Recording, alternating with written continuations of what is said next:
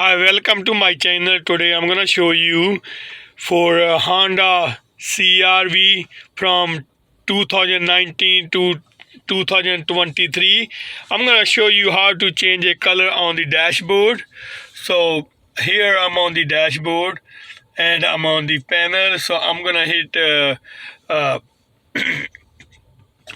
the setting and I'm gonna go to system. See that display? I'm gonna click on the display. So you can change any color. So I'm gonna show you how to change a color. See, change the background color for all screen. See, they got all the color, but I like to keep a blue and green. So they got different all blue, amber, red, violet, and blue green. So I keep a blue. Anything you're gonna click on like a red, it will change to red.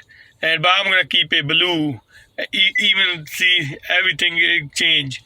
So I'm gonna keep to blue green on my car. So it's very easy to change. And if you like my video, please like and subscribe my video.